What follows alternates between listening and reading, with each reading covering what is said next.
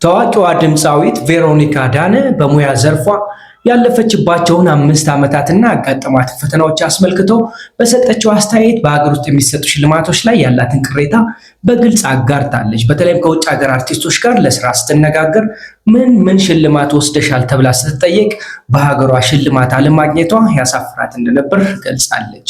ቬሮኒካ በጽሁፍ ሁለቱ ዋና አካላት ላይ ትዝብቷን አስቀምጣለች። የሽልማት አዘጋጆችን በሚመለከት መጀመሪያም በኢትዮጵያ ውስጥ የሚታወቁ ስራዎችን ብትሰራም ተገቢውን እውቅናና ሽልማት አለመስጠታቸውን፣ ሁለተኛ የመንግስት አካላት አርቲስቶች ሀገራቸውን በዓለም አቀፍ መድረክ ሲያስተዋውቁ የሚሰጠው ድጋፍና ትኩረት ማነስ ስትል ገልጻለች። መንግስት እንደ ትልቅ ጉዳይ አድርጎ ባያየንም ባይደግፈንም ሰርተን የመጣ ነው ሀገር ማስተዋወቅ ምናልባት ሌላ ሀገር ቢሆን ብዙ የሚመሰገንበት ጉዳይ ይኖር ነበር ብላለች። አዲስ ድል ደግሞ በሩዋንዳ እየጠበቃት ይመስላል። ሻይኒንግ ስታር አፍሪካ አዋርድስ በሀገር ውስጥ ባይሆንም በአህጉር አቀፍ ደረጃ ግን የቬሮኒካ ስራዎች ትልቅ እውቅና እያገኙ ይገኛሉ።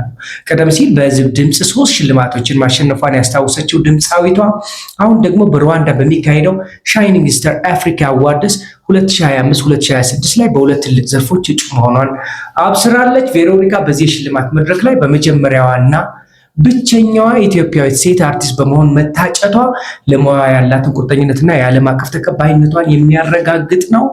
የቬሮኒካ ጉዳይ በሚመለከት ተከታታይ ዘገባዎችን ሰርተን ነበር።